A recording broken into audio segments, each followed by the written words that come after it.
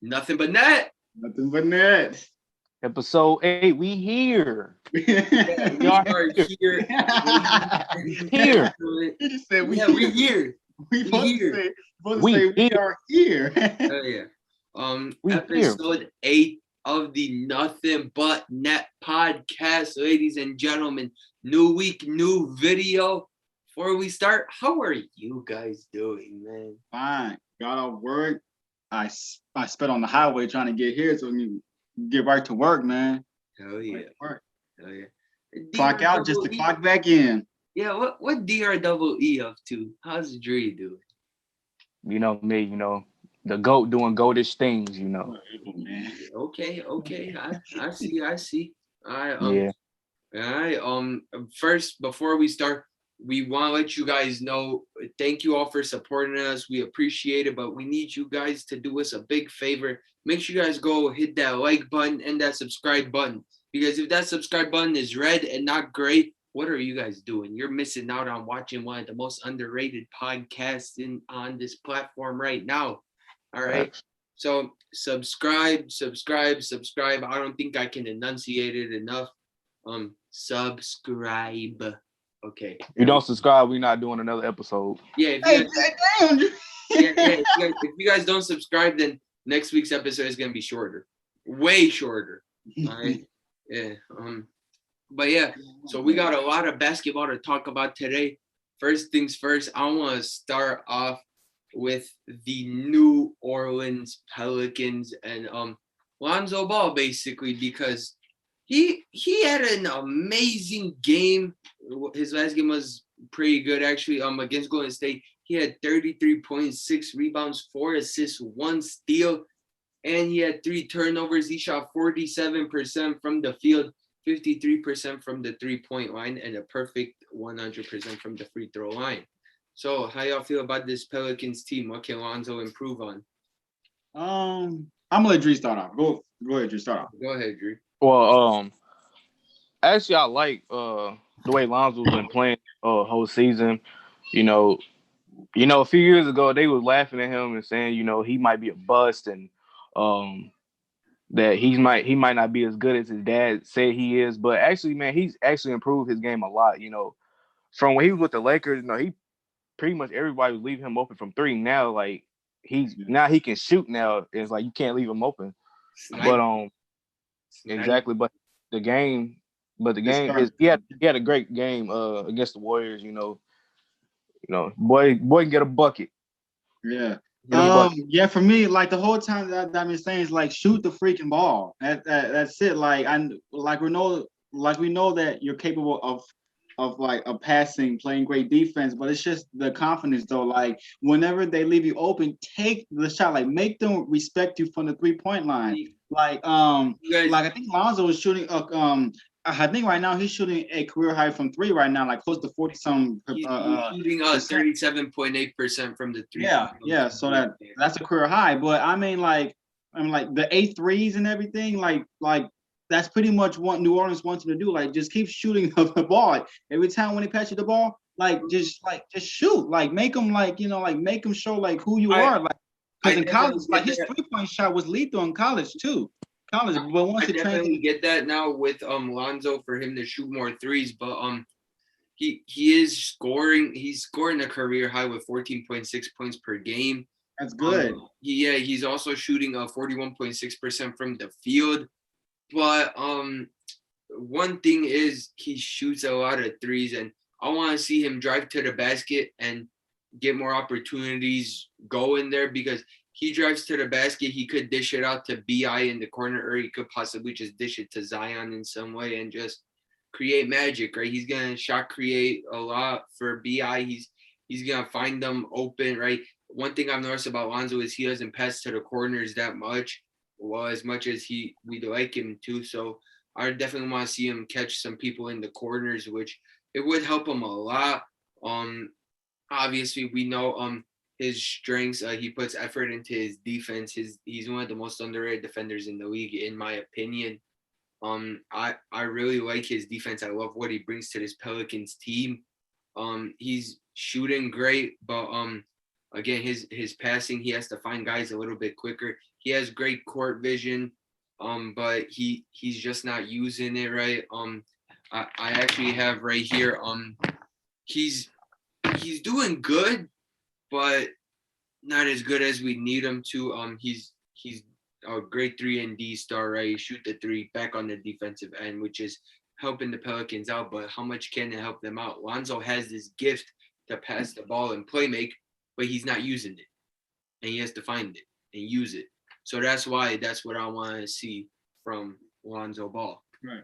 Like this Pelicans, like this team's pretty good right now, but like I actually had this team making the playoffs this year. Like I know that we all like we know that they're underachieving right now, but I mean like they're starting to show promising signs. But I mean like I actually think like they're one of the most disappointing teams because like I thought that the addition of Bledsoe and Steven Adams was going to help push them towards a playoff push, but it's not really working out that much. But seeing Lonzo starting to take advantage of his confidence can really open up things for the Pelicans for years to come too. But the problem also is that Lonzo is also a free agent after this season. So the Pelicans willing to like max him out on a max contract though. You know where Lonzo going? That's the thing though. Lonzo's coming to Chicago. Because the thing is that Lonzo was also in the same draft class has De'Aaron Fox, Bam Adebayo, Bam, Jason Tatum, like they all got max contracts too. So how much is Lonzo going to be worth? Because you know that Ingram, Bam, and De'Aaron Fox are getting paid over $30 million now. So how honestly, much is $20 million? If you put it this way, Lonzo's gonna be asking for 20+ mil. He's gonna be asking for at least 20 million. Yes. Yeah. And personally, I want to see Lonzo in Chicago, right? Those rumors. And that's the thing, though. Like, is Lonzo going to return back to Chicago, though? Like, you know, like that's the thing, though. See, not to Chicago, to New Orleans, though. So. I want to see him come to Chicago, but I don't know if New Orleans is gonna let him walk. And if they do, they're missing out on a great point guard because he's working well with Ingram and Zion, but the coaching does need work. He can work even better with them. They could solidify some sort of big three and establish themselves as a threat in the West. But they might not even want him next year, to be honest, because they put him on a bench, then like it's something. It's over. That's it. I just want to see Lonzo. You know what? Lonzo coming to Chicago, DeMar DeRozan coming to Chicago. We're open here, all right? We're welcoming you with open arms. Shout out to the Bulls last night. Yeah. Yeah. Look at the Wizards. Yeah. We need the Wizards to Washington. Please lose, man. They're not losing. What are we telling them, Dre? What we keep telling him? Give up, Alex. No, not gonna happen. Not gonna happen. So you can kiss that. You can kiss that playoff play and push goodbye. Say goodbye. I'm not giving up. I can't give up. I really can't. I have faith in this team. But yeah, back to Lonzo, just an incredible point guard. He, like I said before, he does have some talents at doing some things. He has other talents at doing other things, but I definitely want to see him do more on both ends of the floor. And if you can find a great coach who can coach Lonzo into being Lonzo Ball, then go for it. I mean, hey, with Stan Van Gundy came in, Lonzo, he was playmaking pretty well last year, but not like this year, man. This year, Lonzo's more focused on scoring the ball much rather than passing it. So, yeah, I mean, that's what it takes. But hey, y'all want to go to the next topic? Yeah, next topic. Dre's gonna love this one. Oh. Anthony Edwards had a big game against the Memphis Grizzlies. Dre, as a Timberwolves fan, how did it feel watching that game? Like I'm gonna always say, I'm not impressed. But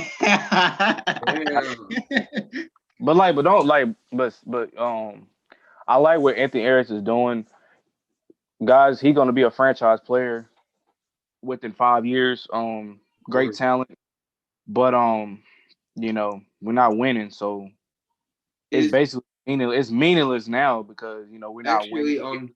His last 3 games have been pretty good. His last 3 games, he's had a 25-point game against the Warriors. He had a 29-point game against the Pelicans, and he had a 42-point game against the Grizzlies. He had 42.6 rebounds and 7 assists. So he's helping you guys out. But yeah, he's helping us out. I mean, I got him as my rookie of the year, but yeah, we not winning.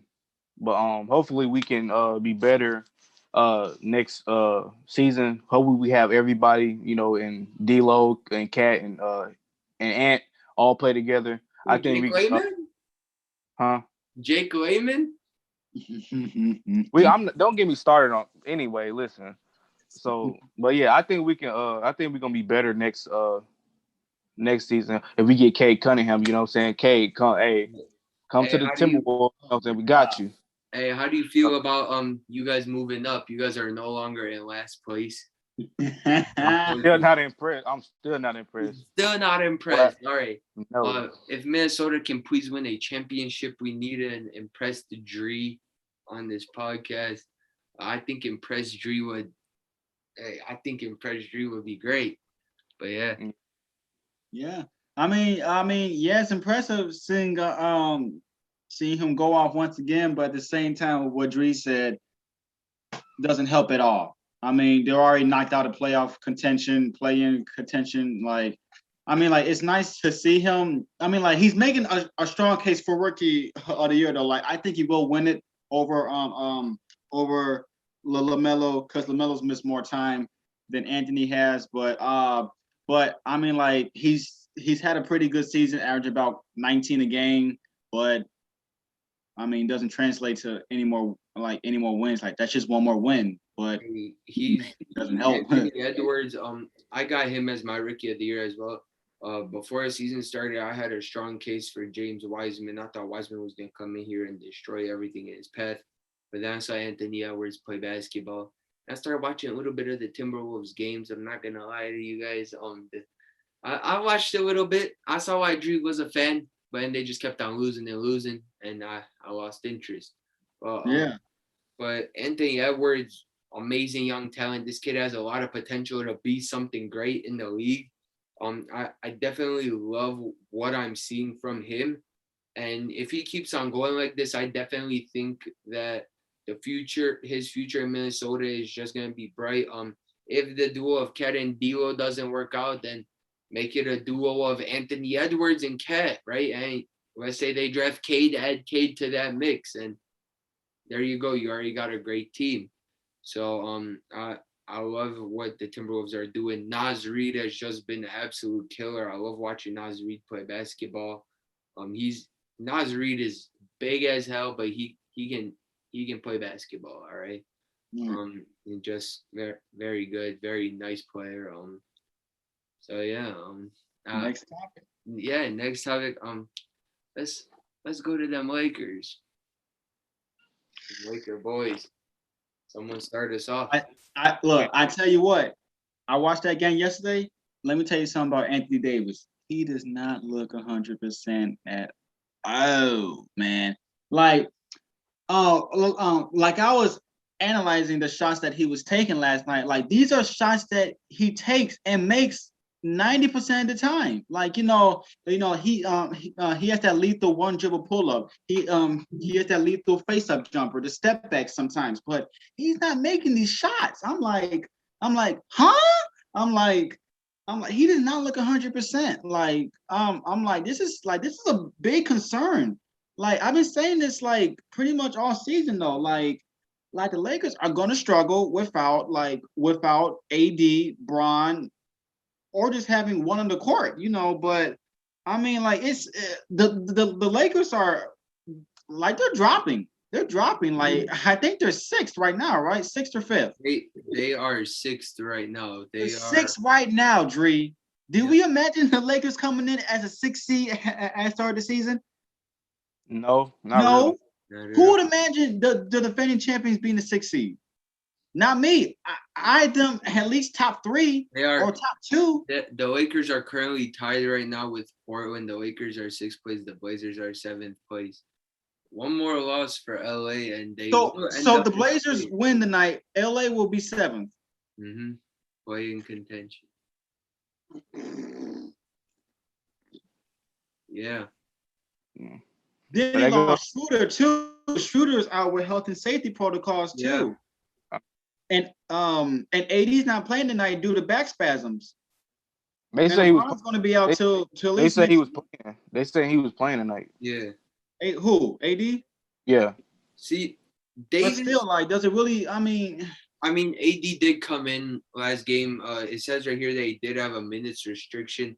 He only played 9 minutes, and that's why he had 4 points and 1 rebound. But if he's you're not Anthony playing good, Davis, it's like if you're Anthony Davis, you were a multiple-time All-Star, you're NBA champion. He will not be an All NBA team this year. He will not make an All NBA team this year. We said this about the Lakers that one player isn't gonna help. You need both LeBron. You need AD. You need right. That's what I just said. Like you need both players. Yes, you need both of them. You also need your role players there. You need your guy in Dennis Schroeder to be there, right? You need Schroeder playmaking, playing defense, scoring. You need Montrezl Harrell coming in there, putting in meaningful baskets, doing great things, being your emotional anchor on the court. And you need Andre Drummond to grab a few rebounds for you and call it a night. But right. Drummond just sat there on the court last night and did nothing. Yeah. See, with this Lakers team, you being the defending champions, they did have a big target on their back this season. Because of course they did. Yeah, every team's gonna go at them, and they're gonna try going at them even more. And when you have a guy like LeBron James who said his ankle is not gonna be 100% even come playoff time, that's a concern too. Yeah, that is concerning. And for them to go to the playoffs and every team, and with that intensity in the playoffs too, then the amount of minutes LeBron plays in the playoffs, though, like LeBron plays at least 40-some minutes a game in the playoffs, though. So him not being 100% and playing 40 minutes a game in the playoffs, though. I mean, every team basically wants to make a deep playoff run. Of course. But for the Lakers, I don't know if LA look. This is a bold statement for me. I don't know if LA is gonna make it out the second round at least. I don't even know. Okay. I don't even know. All right. Maybe not. So, you're not the only one that's made those bold predictions, because there's a lot of people say they might not come out the first round, to be honest. Yeah. There is a lot of people saying that, and as I'm looking at the standings right now, the Lakers are in 6th, and they'd face the 3rd seed in the playoffs, which is the LA Clippers. So we could get a first round battle of both LA teams. And now I'm not gonna be one of those people sitting here criticizing LeBron, but there's gonna be those people. When has Michael Jordan never done this, right? They're gonna say, when has Jordan never dropped this much? But we're not gonna get into that GOAT debate, right? If you guys want to check that out, go check out our other episodes. But still, it's you're a defending champion. LeBron just came off being Finals MVP again. Like he was doing great things this year, and injuries do hurt. It does suck for the Lakers to lose. Basically, have their stars, right? AD's not fully healthy. Schroeder's out. Bron's out. Trez isn't playing like Montrez of last year. And Drummond's just sitting there. So you expect to build. I feel like Drummond is kind of holding back AD a little bit on the court, though. It just feels like it, though. I definitely get that, but for me, it's Andre Drummond was brought in to be a piece, like a big piece for LA. All they want him to do is just rebound, block shots, and get at least like 10 to 12 points. They brought him in for help on both ends of the floor, but he's not providing that. Now, obviously, this isn't the all-star Andre Drummond that we know from seasons ago, where this man was leading the Pistons. But honestly, I don't know how to put it. The Lakers are just I don't know how to put it. They're bad. I'm sorry, Laker fans, but they're bad right now. And I'm gonna say for the Lakers, I mean, they have been struggling these past few games that they know they should have won. Yeah. Yeah, because they losing to freaking Toronto and the Wizards. I'm like, bro, Sacramento. I you're think they lost against Sacramento. No, I think they won against Sacramento. But yeah. they Go ahead. lost against Sacramento too. Like, but for me, I think I had a talk with somebody the other day about them, and they said maybe they could be burnt out from the bubble from last season, and I'm like, it could be because think about it, they didn't get rest. They only got what, a month of rest, Yeah. 2 months, 2 months. and something like that. Yeah. yeah, so they could be burnt out. They could be burnt out from the play. And the thing is that they were playing every other day. They only got 1 day's rest. So now you're with this playing almost schedule, every day. now with this schedule, that's why we have multiple injuries. At least in my opinion, that's why we have. I think that this season probably has the most injuries I've ever seen in the season. Yeah, you have guys playing back to backs. You have guys playing 3. Half of the superstars were out with injuries. Giannis, LeBron, AD, Harden, KD. Like half the league was out. Like half the superstars were out due to injury. But I'm not going to disrespect the Lakers and say, oh, they might not even make it out of the first round. But I'm going to say it's going to be tough for them this year to make it out of the West. It's going to be tough because Utah has their number. The Clippers, the Suns. I mean, like Denver too. If they stay 6th place, do you guys think with LeBron not being healthy, Kawhi has LeBron's number? And if they do play the Battle of LA in the first round, you think Kawhi Leonard will get past LeBron James? I mean, it can happen. It's possible. It can. It's very realistic though. Very realistic. But if the Lakers, if they do lose in the first round against any team, you know how much the flack they're gonna get from the media, and they're gonna discredit their ring from last year. Of course. Yeah. And they're gonna bring up the whole Jordan debate, especially LeBron. So it's they're gonna the Mickey Mouse debate, is that Mickey Mouse season. Right. But look how deep the Clippers are though. For real though. Like, guess what? The Clippers are number 1 in 3-point shooting. Like they're shooting like 40-some% from 3. Like this team's gonna light you up. With their 3-point shooting, I gotta say this. Please don't let Reggie Jackson attempt any more threes. All right. Oh no, I actually like no. I actually like Jackson in the lineup though. Honestly, I like him. I like him defensively, but offensively, I can't watch Reggie Jackson keep on. I like him in the lineup though. After shot. But I would say, I'm not worried about the Clippers in the West. I'm worried about like the Suns, hell, Utah, and probably Denver too. And Denver too. So, and Portland. So that's the team I'm worried about. I'm not worried about the damn Clippers because you know how they do every year in the playoffs. But hopefully they do break the curse or the cycle. Whatever. I think they will. I think honestly. I don't know. But the Lakers now the Lakers somehow do manage to make it to the finals.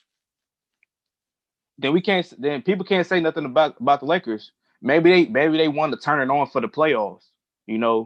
Maybe they just putting this whole season behind it. Because how many games left now? Like 8, maybe. Like 8, 7. Yeah, 7. Yeah, 7 to 8 games. So they trying to get ready for the playoffs. Right. But still, though, like it's kind of concerning to see that, though. See him. It's not time to hit the panic mode. I don't know why people is trying to, hit the panic mode for the Lakers. I mean, yeah, they don't. But the injuries, though, like the injuries piling up, though, The injury is the hell. That's the main thing about the Lakers. Out too for 14 days with COVID protocols. So you lose another guy that can that can give you 20 points tonight.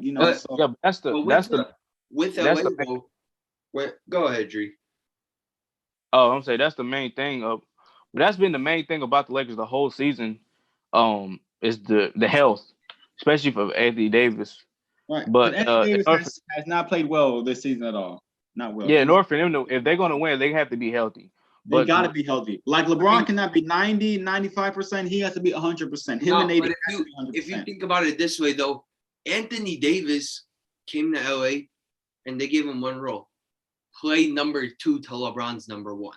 All right. No, And I sometimes think LeBron wanted AD he's to played be the number more one. of a number one. Yeah. Yeah. Sometimes he's played the number one and it's worked out tremendously. But this time, I don't think it's gonna help because I don't think anything's gonna help this Laker team. Now, I'm not saying LeBron's bad, nothing, but LeBron James come playoff time, we've seen the animal this man has turned into. We've seen what this man did to my Chicago Bulls when he played in Miami. All right. We've seen everything LeBron James did in the against the Warriors, right, in that series. So this could just be LeBron coming in and doing his normal LeBron thing and dominating at the end, coming out on top. But for you to be this low of a seed, I don't know. I mean, it was like that in 2018 when he went to the final. They was like what, 4th or 5th seed, Yeah. and and this now they not even like from the beginning. See, they wasn't even the favorite to win the championship. So if they lose, it's not gonna be it's gonna be like, well, just they weren't picked anyway to win. So Yeah. Everybody picked the Nets to win the finals. See, so I definitely But the see Nets, that.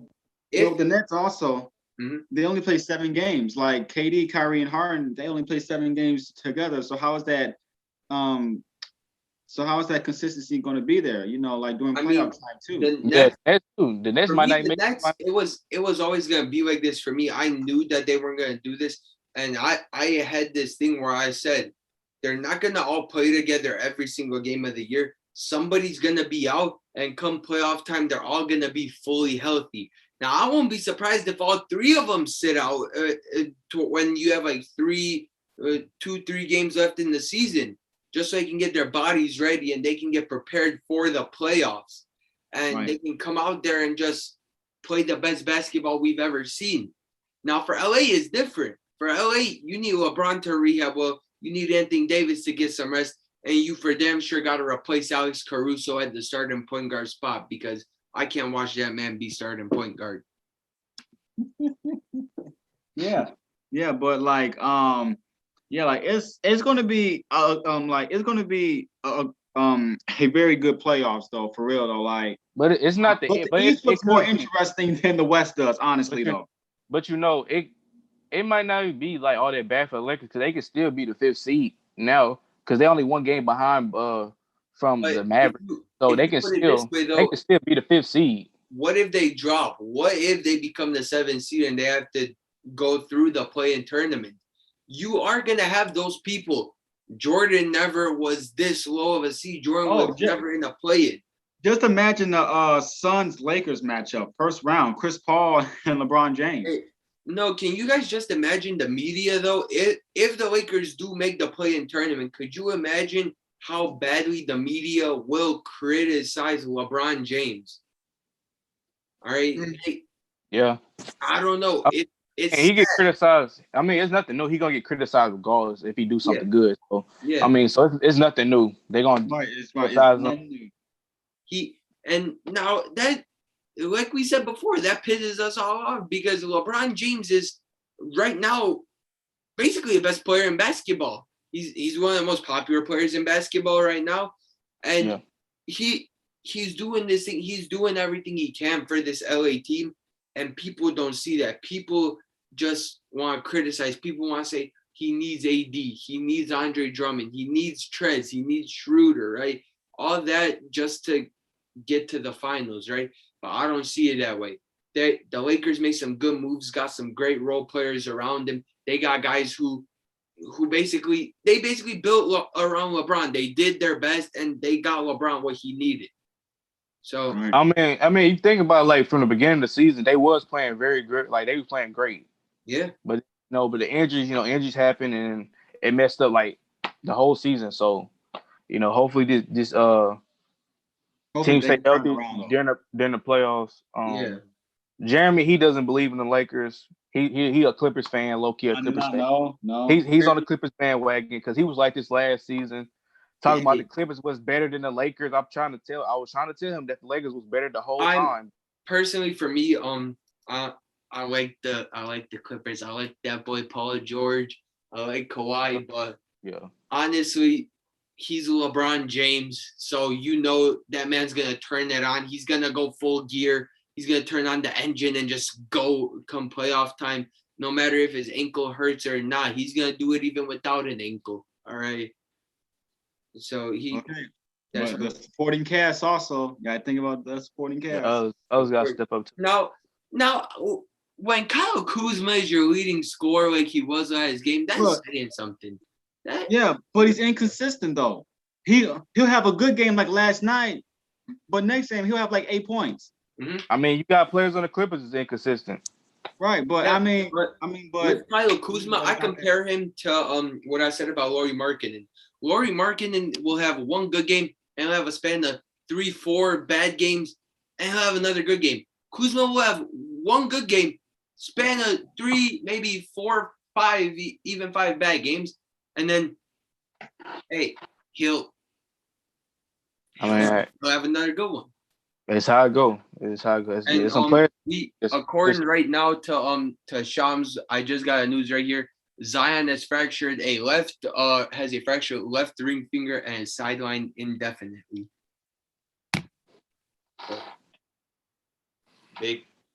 Big for the Pelicans. That's big. Does Ingram get to shine now?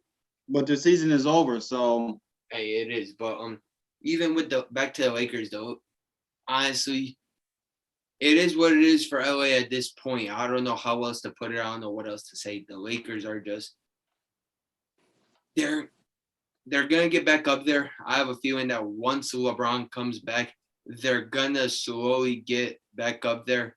Yeah. But honestly, if LeBron says he's not 100%, then he's not 100%. Only he knows what his 100% is. So, yeah. I mean, that's it. Y'all want to go to the next topic? Because I got to go one right now. I don't know if you guys saw, but on one of the popular sports shows, an analyst who will go unnamed said Chris Paul is more of an MVP than Nikola Jokic. Oh, I know who said that. Yeah, how do you guys? Yeah, that? Yeah. I mean, I sent you the post, didn't I? Yeah. Strong. That's a strong take though. A strong take though. Like, see, that's why I'm like, that's why the MVP name has to be like renamed to like best player of the year award, because like MVP right now is a very hard thing to like to really pinpoint on, because every team has a valuable player on it though, but you can only choose one though, and that's hard though, because you see how valuable Chris Paul is to the Suns though, because the Suns went from a promising team in the bubble with, where they went 8-0 to number one, like for real. Then you have Denver, when people say that once Jamal Murray went out, that this season is over, but they are 11-2 without him because of Jokic. So like both of them are our most valuable players award, but but just to say that Chris Paul is more of a valuable player than Jokic, I mean, like, I get your point there, but look at Jokic is doing. He has not missed a single game, I think so, this season though. Like, he's had to carry this Denver team when Murray went out with the injury. Then they also lost Monte Morris, who's a very great bench piece off the bench. Will Barton. So yeah, it's kind of a hard thing to like really pinpoint one player. I get how he said it. I don't know why he said it, but I get what he's saying about Chris Paul. Chris Paul was given the name point guard for a reason. Chris Paul is still one of the best point guards in the league at 35 years old. He's still doing amazing things. Now, hey, he's Chris Paul. He's any team he goes to, he's gonna lead that team in the playoffs. He's helping this team out a lot. But for you to say that, and for you to not look at what Nikola Jokic is doing for this Denver Nuggets team right now is just it's sad in my opinion. Because you know what's crazy? Yeah. When was the last time a center has averaged 8.5 assists a game? Has there ever been a center that's averaged over? Come on, 8 assists a game? Better he's doing. Tell me, Dree. Like, when was the last center that has averaged over 8 assists a game? There's never been, right? Probably never, right? He probably came close to it, but He's averaging more. He's averaging more assists than more point guards. Exactly, bro. Yeah. And he's a center. And he's doing this at a center position when Chris Paul is doing this at a point guard position. Chris Paul's been doing this his whole career. Chris Paul is used to it, right? Chris Paul has seen it all in the NBA. He's gotten close to glory. He's fallen away from glory. Jokic is averaging 26 points, 11 rebounds, 8 assists, shooting 57% from the field and 40 from 3. Yeah. Has not missed a single game this season. Mm-hmm. Exactly. Ain't mean to tell me that Chris Paul is more valuable. Like, I think Chris Paul is a valuable player too, but look what Jokic is doing too. Like, why? Why can't Jokic get the respect that other players like get? You know what I'm saying? Like, look what he's doing in Denver. Ever since Jamal Murray, who was also an all-star caliber player, who went out with the ACL tear, people thought that Denver is finished. But Jokic said, not on my watch. And I understand Chris Paul is a valuable player too, but like just to say that he's more valuable over Jokic, like come on. Like, come on, like they're two very great players though. You know, I understand, but like just to like, you know, like just to discredit Jokic like that, it's just blasphemous, you know. It's blasphemous. People are gonna use that factor of experience, factor a lot, but he's Chris Paul. He's gonna do crazy things, right? Nikola Jokic can only do so much for his Denver Nuggets team to the point where it's gonna have to. Jokic is gonna need to find that number 2 eventually. Right now, I'm not saying he's a bad player or anything, but what I'm saying is he's playing great basketball. He's gonna win the MVP award in my opinion. I got Jokic winning it, but for him, he's playing possibly the best basketball of his career right now. He's in his prime. He's got years and years to go until we see any type of decrease. But Chris Paul increases every year. He does decrease a lot every year, but he's still Chris Paul. He's still going to be the guy. He's still going to be what you need in a good point guard. He's going to be what you're looking for in a good point guard. He's going to have that pass first mentality. He's going to find the open guy when he doesn't find DeAndre Ayton in the post. But we don't need to talk about that right now. But yeah, it's just Chris Paul. He's experienced. He's playing with Devin Booker. He's helping D-Book. He's practically, sometimes he plays the number 1 and D-Book plays the number 2. Sometimes it's flipped. Hell, sometimes Ayton could even be playing the 1. But honestly, it's blasphemous. Yeah, it's sad. And Nikola Jokic, he's doing all this stuff and he doesn't have his number 2 guy next to him. He doesn't have the man, his right-hand man that he's had all season with him. He doesn't have Jamal Murray with him. Who's he going to rely on right now? Michael Porter Jr. still has to come out of that shell, and he has to play his heart out every single game to prove to us that he can provide the points, that he can play solid with the NE lineup on the court. But he's not doing that. He's playing good basketball, but that's about it. And they obviously, like Jeremy said, they lost Monte Morris. They lose Jamal Murray. So who are you stuck with? Campazzo? I get it. Campazzo was a great EuroLeague star. I saw a few of his games. He did great things in Europe, but it's not going to translate well to the NBA. He can rely on Aaron Gordon. I mean, yeah, but when Aaron Gordon, when was it? Last week, 2 weeks ago, man only got like what, 6 shot attempps. But you gotta understand, he's not that guy anymore like he was in Orlando when he could take it. You know, he can take any shots he wants, but because he's basically, you could say, the third option. So he's not gonna take that many shots. But when you have a guy who's supposed to be your third option and putting up critical points for you in crunch time, if Jokic is being doubled, Aaron Gordon's going to be a bucket, right? If it's not falling for Michael Porter Jr. and it's not falling for Jokic, who are you going to go to? You're going to go to Aaron Gordon. And for them to just give him 6 shot attempts like that, it makes me wonder why they made that trade. Was it to get better, or is it just take on the No, people thought that he'll be Paul Millsap's replacement, though. Paul Millsap is getting up there in age. I definitely see that, right? When I started getting into basketball, the two killers on front court were Paul Millsap and Pero Antic. Shout out Pero Antic, bro. Pero, come on the podcast one time. We'd appreciate you.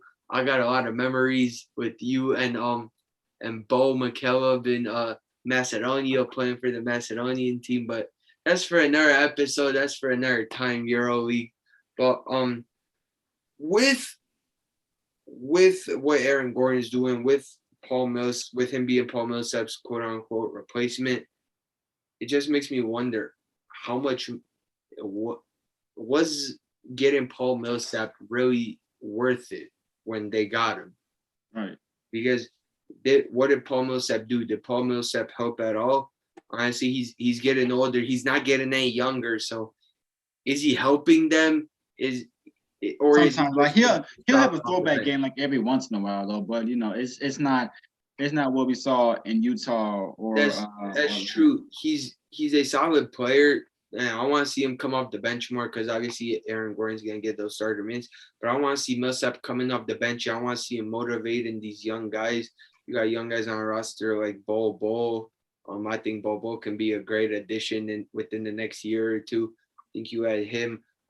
Zeke Naji, I really like Zeke Naji's game. He's a very good rookie. He's proven to me that he can play very well. And I saw what he did against my Bulls. No need to mention it. But yeah. But so, I like that. Back on the MVP thing, for that analyst to say that would be, I think he said that would be the worst MVP. Yeah. In I know the recent years, I'm like, that's casual. This is why you should listen to people like those. That's why I don't watch those shows. The media. That's why you should listen to analysts who haven't played the game, or hell, they probably even made church league or something like that. So, but yeah, don't listen to those casuals, man, because they say anything to get views. So, but and that's why I quit watching First Take. That's why I quit watching Skip and Shannon. That's why I quit watching all the shows, because it's bold take after bold take, and they don't know what it's like to be on the road and travel like all these other players. Right? We don't know what it's like too, but we've actually played a game of basketball. We actually watch it. We analyze it from our point of view, from our perspectives, and we deliver our opinions out to the people. But for them to say that, it's just, we get it. Chris Paul is not the point guard like he once was, all right? LeBron is not Miami Heat LeBron, all right? But Nikola Jokic is the present and the future, all right? Jokic is going to be the best center in the league for years to come. He's setting the way for other centers in the league, right? You're going to see big men in the next few years say they want to be like Nikola Jokic or Joel Embiid, right? There's certain people who say they want to be like Chris Paul, but Chris Paul is getting up there, right? He does have his impact on every team, right? I said this before, I'll say it again. Chris Paul can average 6 points per game for you, but you're still going to make the playoffs because that's how good he is and that's how much of an impact he has. But at the end of the day, that's a stupid take because we've seen Jokic, what he's done this year. Obviously, Chris Paul came in, did tremendous things for his Phoenix Suns team. But look at Jokic, man. Look at what Jokic is doing. Him and are battling. You can't hate. Yeah, you can't hate on for what he's doing. Like, yes, I know that he's not, he's not your traditional big man, but bro, like, he's doing things that most centers in the league can't do. Yeah. And you could say the most skilled big man in the league. Mm-hmm. And, I don't understand all the hate he's getting right now. Like, people is like really like hating on Jokic. Like, it's fine. If you don't think he's the best center in the league, okay, fine, it's your opinion. But at least give that man his respect and appreciate him while you can. I mean, I've heard both sides. I've heard Embiid getting MVP votes. I've heard Jokic getting MVP votes. But at the end of the day, when Jokic is doing stuff like this, right? Now, don't get me wrong, Embiid is doing great things too for Philly, right? But Jokic is alone, and he's doing things alone, right? Now, I'm not calling out Michael Porter Jr., but let's be honest, Michael Porter Jr. has a long way to go to blossom into what he's supposed to be. So that's all I'm gonna say. That's final for me. Anybody else want to add something, or y'all want to go to the next one? Yeah, next topic. Right, the next one. My boy Dree came up with this topic. Good job, DREE. That is the NBA too soft right now, and our players too soft. Soft in terms of like, just all in all, fouls, driving to the basket, just everything in general. Is it too soft? Well, we still see hard fouls to this day, though. You know, I don't know if that's kind of. I mean, like some guys like to rough it up a little bit. Look at Marcus Smart. Look at Beverly. Look at and that's that style of defense, though. But right, the style, right. I mean, like just to say it, NBA is soft. I don't know. Like I don't know. That's a tough one, though. Hey, see, I'm gonna put it this way. All right, you're in the NBA. Okay, grow up, because I've seen people. I've seen certain players, and I'm gonna name them: Lauri Markkanen and Kristaps Porzingis drive to the basket, right, or not even drive at all, and not even absorb the contact. They go down like that. Take contact. You are 7 feet tall. All right, Porzingis is 7'3", and he's not taking the contact. He's afraid to box out hard. He's afraid to box out that hard because he's worried. All right, he's too soft, right? And think of what the average point guard has to go through when you're being guarded by Patrick Beverly, Marcus Smart, by Lonzo Ball, by all these great defensive point guards. Think of what they have to go through. All right, they're all playing great defense, and they'll get the call, and the referees too. The refs overdo it, right? I think the referees are soft, though. The refs are soft, and now that just brings you back. Go watch Dennis Rodman and the Bad Boy Pistons play, bro. Come on, go watch them play and see how much more physical it was for them, and check it out now, right? They invented the Jordan rules to take Jordan out of the air. All right, they really invented rules to hurt Michael Jordan. All right, like come on, it's. I mean, bro. I'll go ahead, Jeremy. Go ahead. Right. I don't think I just think that the refs are soft, though, because like I forgot. Luka Doncic got thrown out. Luka Doncic got thrown out the other game for no reason. Like the ref just pointed to him like, you're gone, and Luka didn't even know that. Like he's like, why me? Like if you put it, he went to Luka and said, you're out. I'm like, what did he do? Luka is one of the biggest whiners in the NBA, though. Luka Doncic whines after every call, and we call LeBron a crybaby. But I watched that Nets and Mavericks game fully, right, from start to finish. Right, I wasn't watching the Bulls. I'm sorry, Chicago, but when I was watching that game, Doncic would get fouled, and he'd look straight at the ref, like he'd look the ref in his or her eyes, and just beg for a call. Or if I remember Montrezl Harrell got a technical too. Like, I just don't get why these players can't show emotion, though. Yeah, and if Luka fouls somebody, he'll say, "How is that a foul?" Right? And he'll complain. That's what every player now, you know. Yeah. I mean, there are legit cases when the player has gotten fouled. Like, you know, you can replay numerous videos and see like wow, they actually did get fouled, though. But the refs can't see everything. You know what I'm saying? But you can get away with certain things, but them being soft, like there's those players who don't want to drive into the paint and take the contact, right? There are some players who want to catch a mean poster, and there are those other players who want to lay it in, but they don't. They just stand behind the 3-point line and shoot it. It's just like certain refs can take a lot from certain players, though. Like the experienced referees, like Kenny Maurer, Joey Crawford, they can take more because like they've been in the NBA for like 30-some years. So, you know, but these new referees now, like they once they hear "fuck you" or anything like that, you know, you can't do your job. Right there. You know what I'm saying? You know. But when it's just the refs, and it's also the players too, right? And again, I'm gonna bring up Lauri Markkanen. You're being weak in the paint, and you're 7 feet tall. You are not getting contact baskets. You are laying the ball in too softly. All right, go to the basket hard. All right, that's the one thing some NBA players have to know. Go to the basket hard. When you drive in with all your force.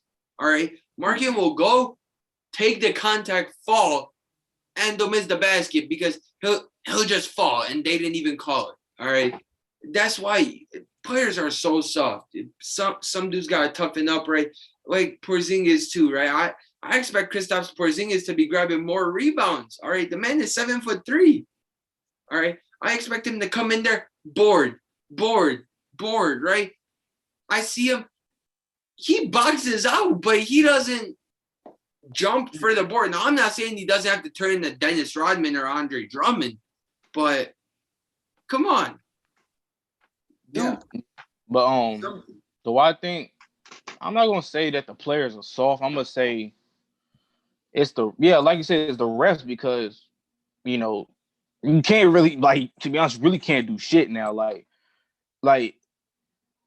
it be players, they'll trash talk each other and they get taken. And people don't understand that though. Like I'm like the refs don't understand trash talk though. Like that's what makes the game fun. Like trash talk though. Like trash talk talk is fun during the playoffs too. It's definitely fun during the playoffs. But trash talk even in any other game, right? Even if it's a pickup game, trash talk makes everything better, all right? I know trash talk is fun though. Yeah. If you go into the game, you gotta be the guy that's trash talking. You gotta trash talk from the beginning of the game when you're leading in the game. Hell, even when you're not leading, if you're down by 30, you still gotta be trash talking, okay? Doesn't matter. All right. That just proves it, right?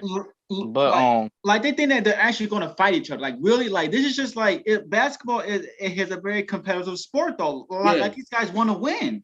And the way guys in that though. Like they're not actually gonna fight each other over it though. Yeah. Like they're just gonna talk shit and just go about their day with it, Yeah, exactly. Like I see, nowadays I see former players, saying, oh, this era is soft, is weak. I mean, I understand what you're saying because it's not, it's not physical enough. Now, I would say the physicality, you can be physical to some degree because, you might be a physical player, but you can't really be physical nowadays. Yeah, you can't. Yeah, you can't. Foul calls, I mean, but not too physical. Look at Russ. Look at how physical Russ is, right? Russ will go in the paint, elbow, and lay it in. All right. Russell Westbrook is a physical player, right? He's that big. He'll bulldoze through you, right? When Russ goes to the basket, he goes there with authority, right? Russ plays better than some of the softest big men in the league, all right? I see Russ bang, bang, and I see him just take it hard to the hoop every single time. Yeah, but what these former players need to understand, everybody doesn't want to see somebody get slammed to the ground. That's not basketball. Mm-hmm. Like, okay, cool. You get like a hard foul, but not to the point where you playing fucking football. Like this is basketball. Like, okay, cool. But nobody wants to see people get slammed to the ground all the time just because it was physical back then. That doesn't make it better. And then when they say it was physical back then, that just makes me want to go ahead and watch Dennis Rodman, right? Dennis Rodman kicked the living shit out of a cameraman, all right? Dennis Rodman fully beat the living hell out of people, dude. He beat the fuck out of them, all right? He'd go there. Rodman would get into full-on fights. And you got guys like Serge Ibaka getting it, choking out Marquise Chris's. That was funny, man. That was funny. Hey, I felt bad for laughing, but Marquise, if you're going to talk shit, then talk shit. Damn. Exactly. Like, I would say this, like back then when they did stuff like that, they wasn't like, they wasn't getting ejected. They get they did it. They just got teased. They got either a common foul or a technical, and they keep playing. But but I'm saying this though, like to be honest, that's like you slamming somebody to the ground is not defense. That means you can't guard that player.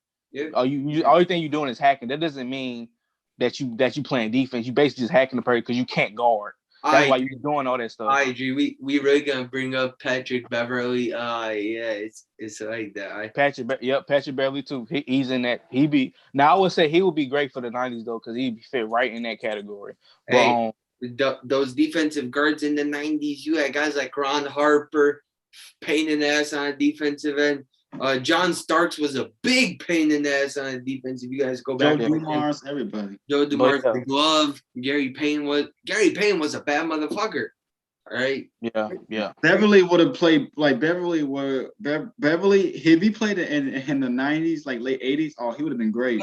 I love when people play good defense, right? I pride myself on defense. Like that's the one thing I like watching about basketball is when I watch the Celtics, right? Like I watch a lot of Celtics games, not just for Jason Tatum and Jaylen Brown because I love watching them.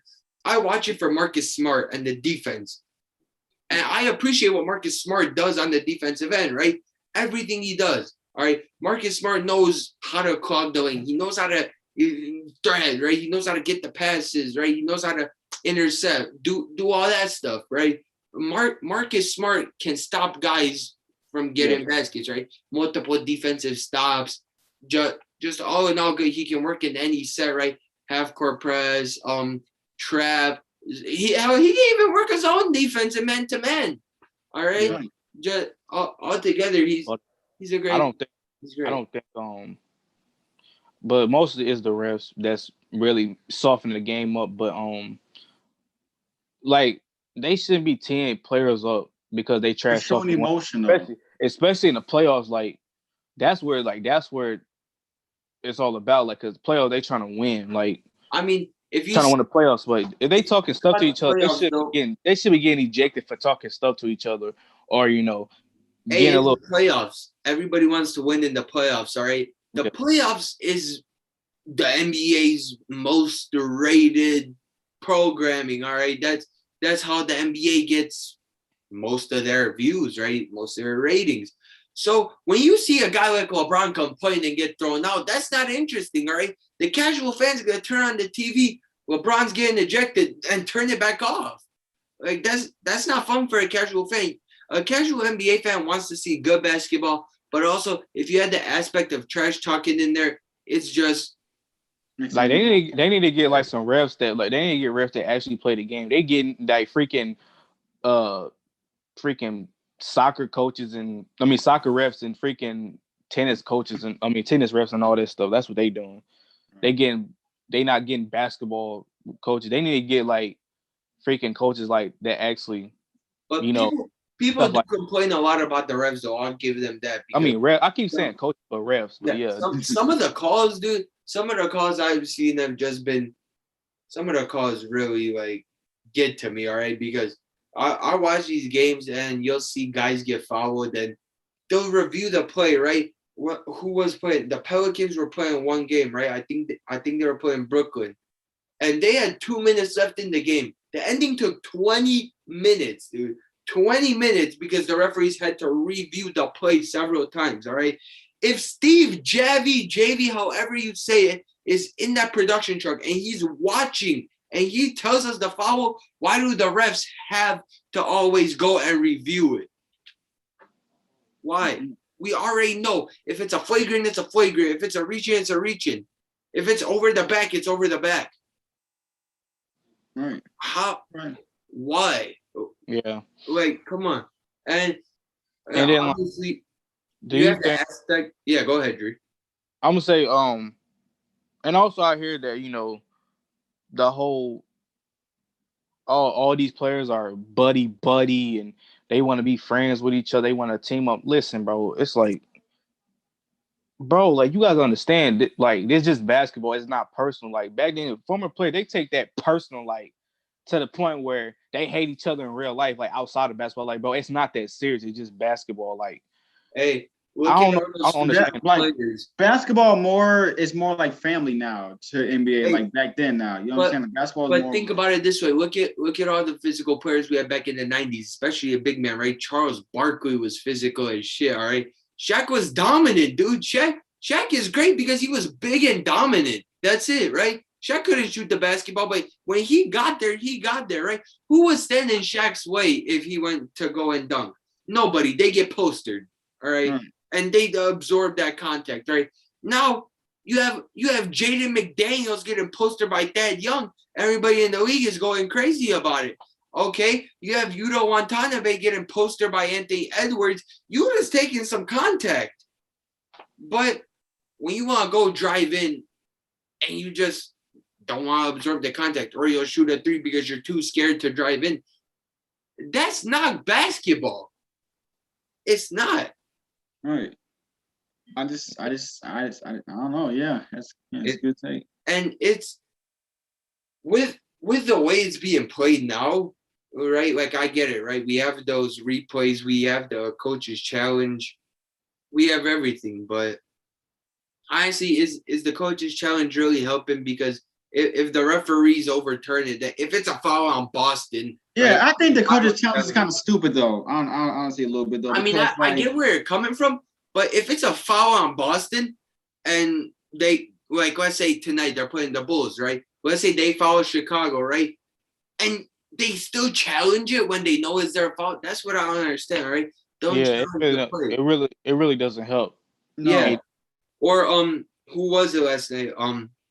Kyrie went for the layup, and Jalen Brunson got in the restricted area and fell back, right? He got in position, he fell back, right? Kyrie still made the basket, but they wanted to see if it was a restricted zone foul, right? So, and Dallas has the right to challenge it, right? Right. You challenged it, but yeah, Jalen Brunson fell right there, all right? He took the contact, but he fell, all right? You could tell it was a foul on you guys, right? Now, he didn't have his hands up, nothing, but he got fouled. He got the foul, and that's it, right? Kyrie got fouled, 2 free throws, hit him, doing his normal Kyrie Irving things, of course, but that's about it. I guess so. Yeah. But players, but now I would say players don't have to be fighting all the time and slamming people to the ground. Nobody wants to see that all the time. They want to see, buckets. They want to get buckets. People compete. They want to see the ball. We want to see buckets, and we want to see our fair share of fights, right? That Rondo and CP3 fight, that shit was gold. That shit was comedy. That shit was amazing. You got. Hey, but Rondo did spit on Chris Paul, though. Never let another man spit on you, though. You got Chris Paul, not Chris Paul. You got Robin Lopez and Serge Ibaka when they fought.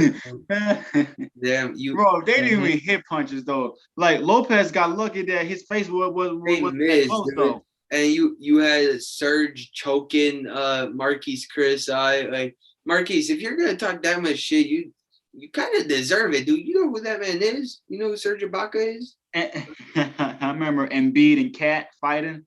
Yeah. That was a weak fight. Dree, come on, Dree, your center's weak. All right, your center's weak on your team. I fight lions and tigers. Hey, guess what though? My center's better than your center on the Bulls, so I ain't worried about it. Hey, you see my center last night with that double-double? Trash. Boy grabbed 16 boards. Come on. Trash. Oh, all right. Yeah, Vucevic is still a good center. All right, trash. Okay.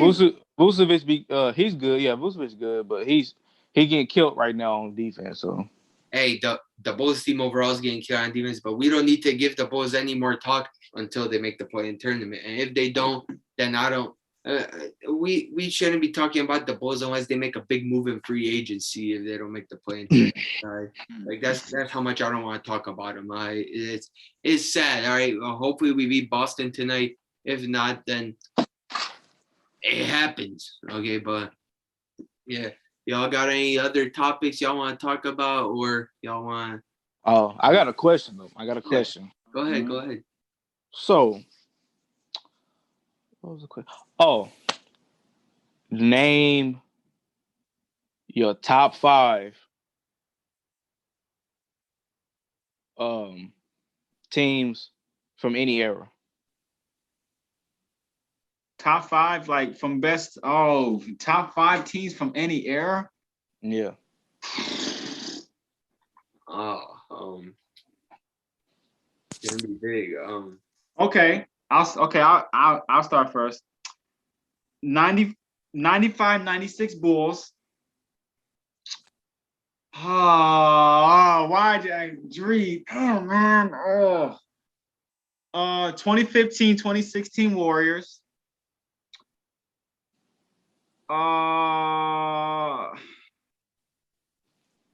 2000, 2001 Lakers. Bro, we practically got the same list right now. That's exactly the shit I was gonna say. I was gonna put the Lakers number 2 though. La la la. I'm gonna go with the 85, 86 Celtics. Damn. With Bird. Boy, going way back. Yeah.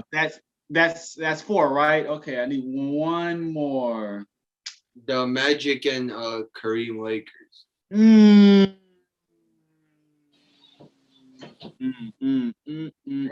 Magic, Kareem, James Worthy. And I am going to go.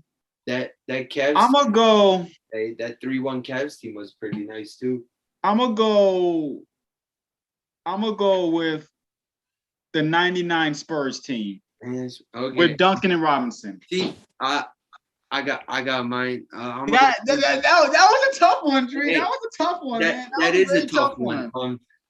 First, I got the 95-96 Bulls because that's the only time we were good. Okay, 95-96 Bulls. Fans, let me live. Okay, 95-96 Bulls. The 01 Lakers, right? Kobe, Shaq, Derek Fisher. Our whole team was nice. Honestly, I'm gonna go Celtics, right? Bird. Who else was on that team? Robert Parrish, right? He was on one of those teams as well. The old school Celtics. I'm gonna go with the Lakers, right? You have Magic, Kareem, James Worthy, three amazing players. And from my last team, and now I'm surprised I'm saying this, but this team was nice. All right, nice. All right. What year did the Cavs come back from a 3-1? 2016. The 2016 Cleveland Cavaliers. All right. Kyrie hit one of the most clutch shots in finals history. The iconic call, the block by James. All right. That was nice. Iguodala back to Curry, back to Iguodala. Oh, blocked by James. Yeah. Kevin Love played well in that series.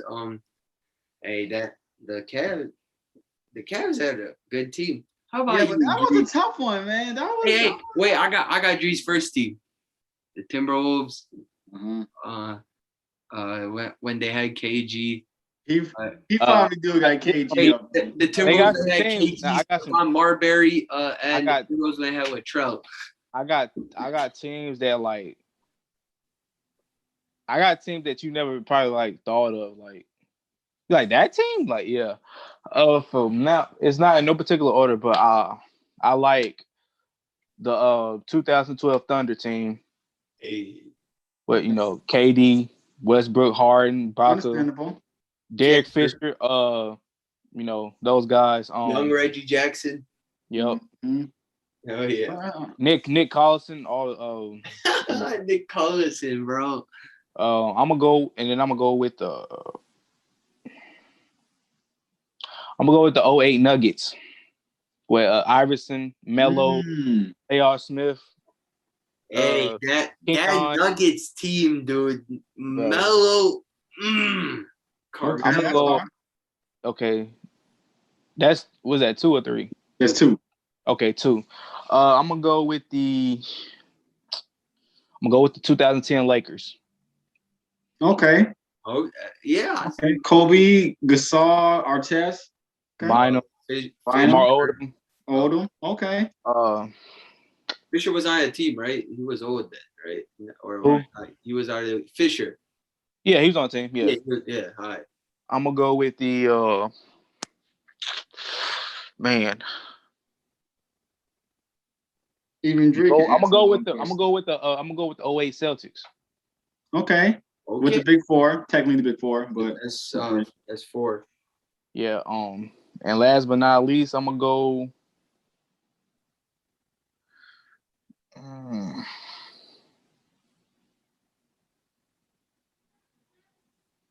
No.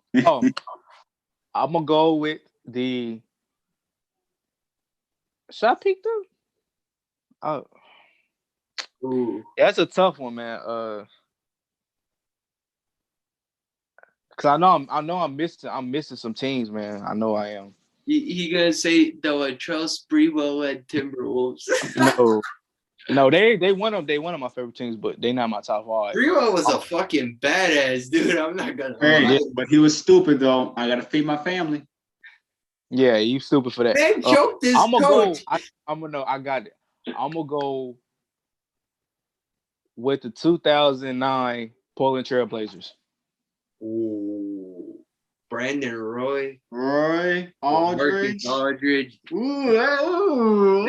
Man, we gotta have a full episode of just like what ifs and just underrated teams. Right? Oh, like, we what should if actually Brandon do that. Roy Like, never just got actually injured? like a whole Instagram post like about that though. Honestly, we actually could, right? Instead of posting the intro, we could just put what if this team never got injured? What if that team never got injured?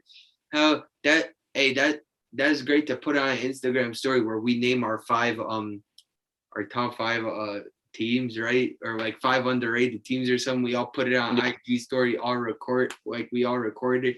Hey, that would be nice. We got ideas in the works. All right. We're coming out with great content for y'all. The off season is gonna be a fun time for us. But yeah, so y'all want to end it here? End it here. All right, y'all. Thank you guys so much for watching the video. If you made it this far, comment you know what? Comment Latrell Sprewell's name in the comment section. Let's make Dree happy. Good Timberwolves. No. But now what he turned down a $21 million contract. Okay, that's okay. That's okay. Still comment. I gotta feed my family, man. Like, don't comment Latrell Sprewell. Comment your favorite team, right? Just like we named top 5 teams. Comment your favorite team of all time, right? Whether it's the 95, 96 Bulls, whether it's the 01 Lakers, any team, just comment which one it is. And hey, first comment might get a shout out next video. You never know. But we want to remind y'all, make sure you guys like, subscribe. All right, subscribe. If that button is gray, if that button is red, make it gray. Almost messed up right there. Okay.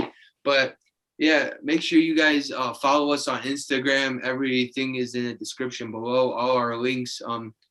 And I'm Alex. I'm Criminal Hoops. I'm Jeremy. Chicago's Flag 2.